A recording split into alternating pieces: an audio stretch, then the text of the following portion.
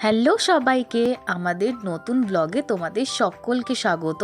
তো আজকে স্টেশনের বাইরেটা দেখে তো বুঝতেই পারছো, আমরা আবার আজকে চলে যাচ্ছিলাম নতুন এক জায়গায় ঘোরার জন্য। নতুন না, ঠিক ঠাকুরের জায়গায়। আমরা কিন্তু তারাপীঠে ঘুরতে যাচ্ছিলাম আর হাওড়া স্টেশনে চলে এসেছিলাম। আমাদের কিন্তু ট্রেন ছিল রাত 10:40 হাওড়া স্টেশনে দেখো সবাই মিলে, কাকিমা, দিদি, বোন সবাই মিলে আমরা দাঁড়িয়ে দাঁড়িয়ে ওয়েট করছিলাম। আর আমরা যে ট্রেনটায় উঠেছিলাম সেটা কিন্তু ছিল হাওড়া আজিমগঞ্জ কবিগুরু এক্সপ্রেস। ওখানে আমরা স্লিপার ক্লাস ট্রেনে উঠেছিলাম। তোমাদের কিন্তু ট্রেন ভাড়া কত নিয়েছে, তারপর ওখান থেকে যে আমরা টোটোতে করে গেছিলাম সেটার ভাড়া কত নিয়েছে, সেটা কিন্তু সব ডেসক্রিপশন বক্সে দিয়ে দেবো, তোমরা কিন্তু দেখে নিতে পারো। আর এখানে স্লিপার ক্লাসটা তো তোমরা দেখে বুঝতেই পারছো যে 3খানা জায়গা ছিল, কিন্তু ওপরে, মিডিলে আর নিচে। তো রাত্রিবেলা হলে সবাই কিন্তু যে যার মতো শুয়ে শুয়েও যেতে পারবে, আর ইচ্ছা হলে বসেও যেতে পারবে। রাত্রির বেলায় আমাদের যখন ট্রেনটা ছিল তখন থেকে কিন্তু 2 থেকে আড়াই ঘন্টার পথ ছিল। তোমরা যারা তারাপীঠে গেছো তারা তো তোমরা জানোই কীরকম যেতে লাগে। আর আমরা দেখো ট্রেনের মধ্যেই কিন্তু দারুণ দারুণ খাওয়া দাওয়ার আয়োজন ছিল, কাকিমারাই বানিয়ে নিয়ে গেছিলো। আমরা কিন্তু ভুরি ভোজনটাও করে নিচ্ছিলাম ততক্ষণে। লুচি, পনির, আলুর দম, বেগুন ভাজা সব ছিল। লাস্টে কিন্তু মিষ্টিটাও বাদ যায়নি। খাওয়া দাওয়া করে নিয়ে আমরা কিন্তু একেবারে ফাইনালি 2-2.5 ঘন্টার পথ জার্নি করে পৌঁছে গেছিলাম তারাপীঠে স্টেশনে। ফাইনালি আমরা রামপুরহাট স্টেশনে নেমে গেছি। এখন এখানে প্রচুর ঠান্ডা। কটা বাজে? এখন রাত্রি 2:20 বাজে। 2:20 বাজে। আমার তো প্রচুর ঘুম পাচ্ছে, কাজ করে এসেছি। তো ফাইনালি নেমে গেছি ট্রেন থেকে। এখানে ঠান্ডাও খুব আছে। হ্যাঁ, ট্রেন লেটেই এসেছে একটু 10 মিনিট। তো আমরা এখন হোটেলের দিকে যাচ্ছি, তো সঙ্গে থাকো। হ্যাঁ, আর বাকি যা যা করবো, কোথায় কোথায় যাব, কি করব, সেটাও তোমাদের সঙ্গে শেয়ার একদম করব। একদম তো ভিডিওটায় সঙ্গে থাকো।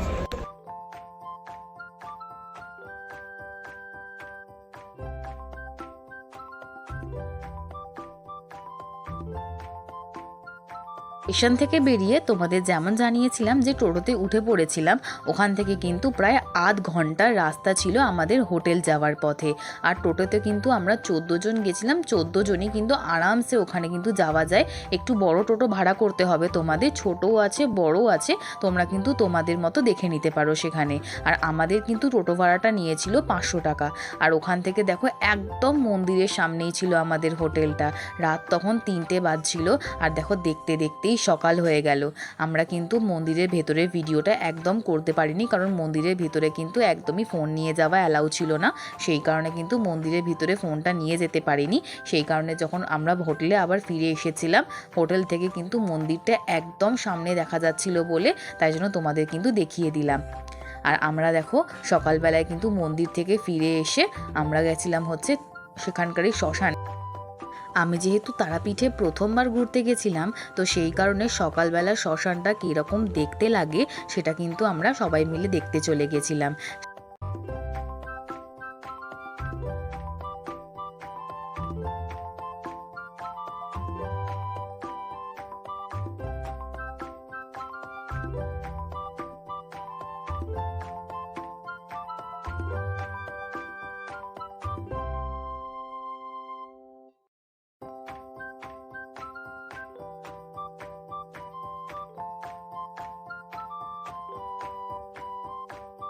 শ্মশান থেকে কিন্তু ঘুরতে ঘুরতে চলে গেছিলাম আমরা শ্মশানেরই ভিতরের দিকের একটি মন্দিরে, সেটার নাম হলো আলতা মায়ের মন্দির। এখানে দেখতেই পাচ্ছো ভক্তদের কত ভিড় রয়েছে। আর এই মন্দিরের পিছন দিকটায় কিন্তু মার্কেট রয়েছে, তোমরা কিন্তু চাইলে সেই মার্কেট থেকে কেনাকাটাও করতে পারবে। তো ফাইনালি আমরা খাওয়া দাওয়ার জন্য চলে এসেছি। তোমাদের একটা কথা বলে দিতে চাইবো যে তারাপীঠের মন্দিরে কিন্তু এখন প্রচুর বাজে নিয়ম করেছে। তারাপীঠের মন্দিরে তোমরা লাইন দিয়ে দর্শন করতে পারবেই না মায়ের ঠিকভাবে, কারণ লাইন কোন দিক থেকে নিয়ে গিয়ে কোন দিকে নিয়ে আসছে ধারণার বাইরে। তোমরা সবথেকে ভালো হবে নাট্য মন্দিরে যাবে, পান্ডা ধরে বা পুরোহিত থাকবে, ওদের যদি পুজো দিয়ে দেবে ভালোভাবে দর্শন করতে পারবে ঠাকুর। হ্যাঁ, আর সবথেকে বড় কথা হচ্ছে যে 2-3 ঘন্টা আমরা সকালবেলায় 4:45 থেকে লাইন দিয়ে আমরা 7টা সাড়ে 7টার সময় আমরা লাইন থেকে বেরিয়ে যেতে বাধ্য হই। একটুখানি জায়গা থেকে যেতে 2 থেকে 3 ঘন্টা আমাদের লেগে যাচ্ছে। কত মানুষ এরকম করে বেরিয়ে গেছে তার নেই। প্রচুর বাজে করে দিয়েছে এখানে। তোমরা আসলে নিজেদের দায়িত্বে আসবে। আর যেমন সম্পূর্ণ নাট্য মন্দির, সেই নাট্য মন্দিরে কিন্তু তোমরা দাঁড়িয়ে ওখানে সবাই ভালোভাবে দর্শন করতে পারবে, তারপরে ভালো পুজো দিতে পারবে। দিতে পারবে আর ওখানে পুজোর পান্ডা ধরে তোমরা কিন্তু ওখানে ঠাকুর পুজো করিয়ে দিতে পারবে, তোমরা ভালো করে সেখানে পুজো দিয়ে দিতে পারবে। আর সেকেন্ড হচ্ছে তারপরে তোমাদের দেখালাম আমি শ্মশানে তো কোথায় কোথায় ঘুরেছি তোমরা সেটা দেখালাম। আর তারপরে আমরা ফাইনালি খেতে চলে এসেছি। আমার বউ যে খিদে পেয়ে গেছে, খেয়ে নিই। আর এইখানে দেখতে অনেকটা বড় দেখো জায়গাটা, বেশ অনেক এসে খাওয়া যাবে। আর আমাদের যে হোটেলটা আমরা নিয়েছি, আমাদের হোটেলটা তোমরা ভালো করে ঘুরিয়ে দেখাবো। একদম একদম সব হোটেলটা কিছু একদম সব পুরো থাকবে, মন্দিরের সামনে, তোমরা সব কিছু জানতে পারবে একদম। হ্যাঁ আমাদের মন্দিরের মন্দিরের ভিউটাও তোমাদের দেখতে, কারণ মন্দিরে ফোন নিয়ে যাওয়া অ্যালাউ নেই, তোমাদের নিজেদের রাইটে তোমরা কিন্তু ফোন নিয়ে যাবে। ঠিক আছে, তো চলো তাড়াতাড়ি করে খেয়ে দিয়ে নিয়ে আবার নেক্সট পার্টে দেখো। আমরা কিন্তু সকালবেলার ব্রেকফাস্টে খেয়েছিলাম কচুরি আর ছোলা আলুর তরকারি, দারুণ খেতে ছিল। আর এই কিন্তু দোকানটা ছিল, যে খাবার দোকানটা, এখানে কিন্তু মিষ্টিও পাওয়া যায়, ছিল কিন্তু একদম আমাদের হোটেলের বাইরে আর মন্দিরের অপোজিটেই। আর এখানে দেখো এই এত বড় ল্যাংচাও আমরা ট্রাই করেছিলাম। আর তারপর খাওয়া দাওয়া কমপ্লিট করে আমরা কিন্তু চলে গেছিলাম আর একটা মন্দিরে ঘোরার জন্য। এই জায়গাটায় মুন্ডমালিনী মায়ের মন্দির রয়েছে, আর জায়গাটা কিন্তু ছিল খুবই শান্ত নিরিবিলি জায়গা। তোমরা কিন্তু চাইলে জায়গাটায় ঘুরে আসতে পারো। আর মন্দিরটাও কিন্তু ছিল খুব সুন্দর আর পরিষ্কার। আর এখানে বাইরে, মন্দিরের বাইরে তোমরা অনেক দোকানও পেয়ে যাবে। মন্দিরে কিন্তু পুজো দেওয়ার জন্য ডালা থেকে শুরু করে নিয়ে ধূপকাঠি, মোমবাতি সব তোমরা পেয়ে যাবে। আর বাইরে কিন্তু খাবার দোকানও আছে, তোমরা কিন্তু সেখান থেকে চাইলে খেয়েও নিতে পারো।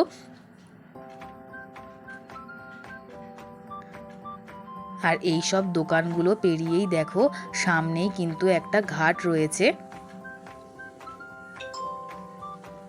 এই ঘাটটার নাম তোমরা দেখতেই পাচ্ছ, সতী মায়ের ঘাট।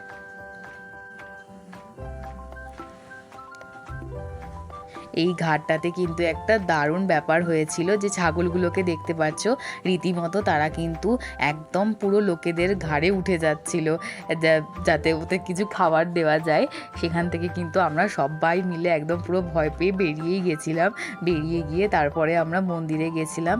মন্দিরে মাকে যেমন অপরূপ সুন্দরভাবে সাজানো ছিল, তেমনি কিন্তু আমরা ভালোভাবে দর্শনও করতে পেরেছিলাম। তোমরা কিন্তু তারাপীঠে গেলে এই মুন্ডমালিনী মায়ের মন্দিরে অবশ্যই একবার যেও, তোমাদের কিন্তু খুব ভালো লাগবে।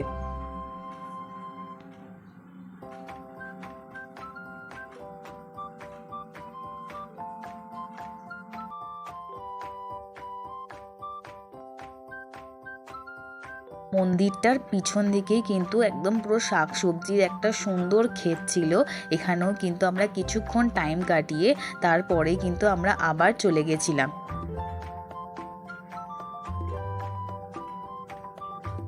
দুপুরবেলার ভুরি ভোজন করার জন্য আমরা কিন্তু চলে গিয়েছিলাম এই সংগ্রাম হোটেল কাম রেস্টুরেন্টে।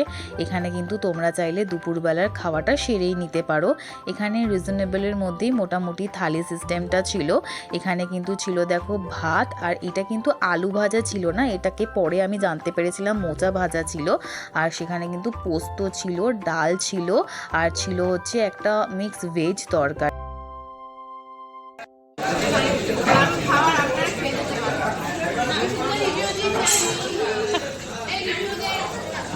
খাবার দাবার কেমন এখানকার?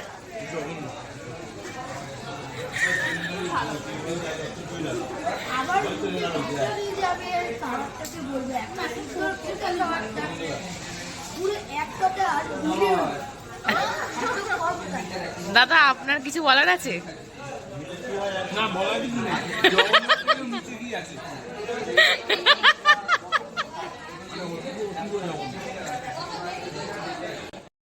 সন্ধেবেলায় কিন্তু সবাই চলে এসেছিলাম একটু গরম গরম চা খাওয়ার জন্য। এই কাকুটার কিন্তু দোকানটা, সকালবেলায় যেখানে আমরা কিন্তু ব্রেকফাস্টটা করে নিয়েছিলাম তার অপোজিটেই ছিল এই কাকুটার চায়ের দোকান। তোমরা কিন্তু গেলে এই কাকুটার থেকে চা খেতে পারো। আর একদম পুরো মন্দিরের অপোজিটেই কাকুটার চায়ের দোকানটা ছিল। মন্দিরের ভিড়টাও তোমরা দেখতে পাচ্ছ, সকাল থেকে সন্ধে পর্যন্ত। দিনটা যেহেতু শনিবার ছিল সেই জন্য কিন্তু দারুণ ভিড় ছিল মায়ের, সকালবেলা থেকে নিয়ে রাত্রির বেলা পর্যন্ত ভিড় ছিল। আর সকালবেলায় তো মায়ের দর্শন করতেই পারিনি। এখানে এখান থেকেই আমাদের দেখে মাকে দর্শন করে চলে যেতে হয়েছিল। আর সন্ধেবেলাও তেমনই ভিড় থাকার কারণে মায়ের দর্শন অতটা ভালোভাবে হয়নি, কিন্তু দূর থেকে মায়ের মুখটা একটু দেখা গেছিলো। তারপরে দেখো আবার আমরা কিন্তু সন্ধেবেলায় শ্মশানটা কীরকম দেখতে লাগে সেটা দেখার জন্য চলে এসেছিলাম। আর এটা কিন্তু ওই আলতা মায়ের মন্দিরের চত্বরটাই। ওখানে দেখো তোমরা দেখতে পাচ্ছ যে সন্ধেবেলায় ছোট ছোট খালি ওই দোকানগুলোতেই লাইটগুলো জ্বলছিল, তাছাড়া কিন্তু পুরো জায়গাটা অন্ধকার ছিল। আর যেখানে যেখানে কিন্তু একটুখানি নাম গান হচ্ছিল মায়ের আর হোম যজ্ঞ হচ্ছিল, সেখানে সেখানে একটু তোমরা আলো আলো দেখতে পারবে।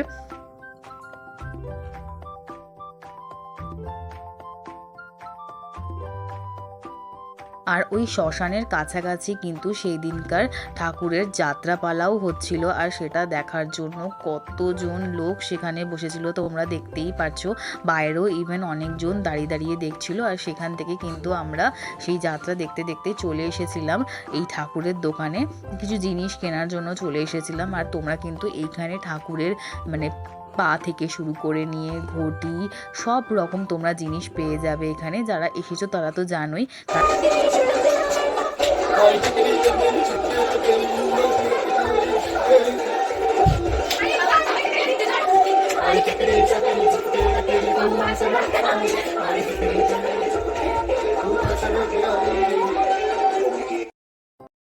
সারা দিন পর মজা করার পর কিন্তু আমরা রাত্রিবেলার ডিনারটা করতে বসে পড়েছিলাম সব বাচ্চা কাচ্চা মিলে। আমরা কিন্তু রাতের ডিনারে খেয়েছিলাম সেদিনকার রুটি, তড়কা আর ল্যাংচা। আমরা কিন্তু খাওয়ার পর সেদিনকার রাত 12টার সময়, মানে পরের দিনকার রবিবার দিনকার কিন্তু সৌভিকার বার্থডে ছিল বলে রাত্রিবেলা 12টার সময় সবাই মিলে ওকে একটা ছোট্ট সারপ্রাইজ দিয়েছিলাম। বেচারা ওই ফ্রুট কেকটা কাটতেই পারছিল না, কত কষ্ট করে কেটে তারপর সবাইকে ও কেক খাইয়েছিল।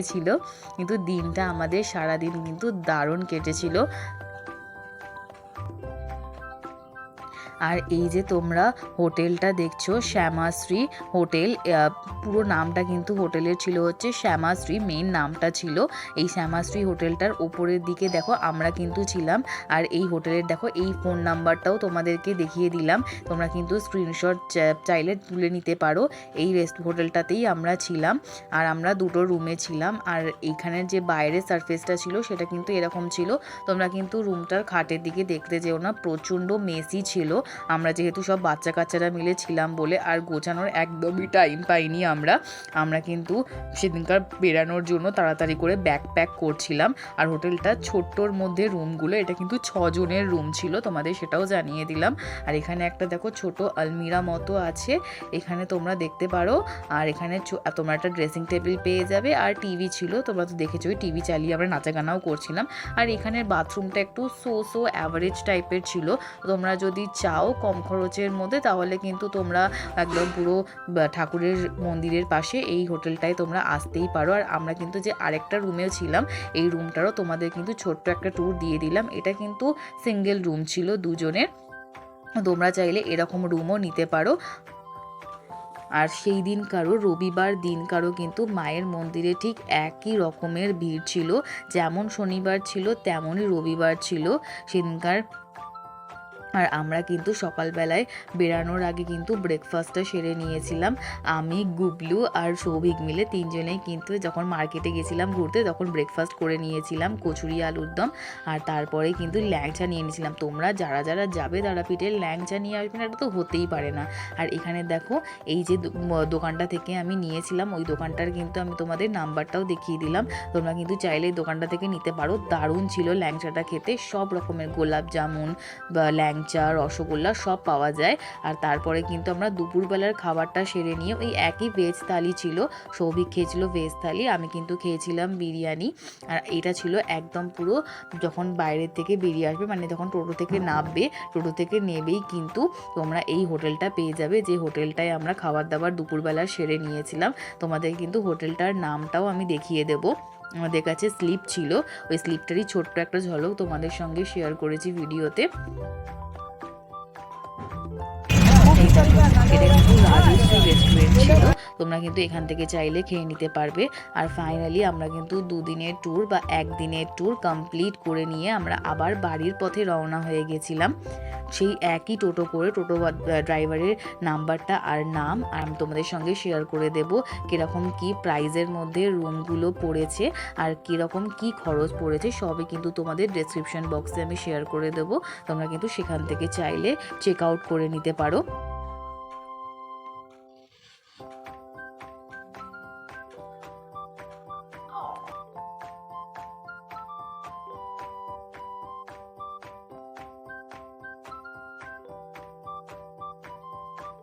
আমরা কিন্তু ট্রেনে করে ফেরার সময় জেনারেল ট্রেনে করে ফিরেছিলাম।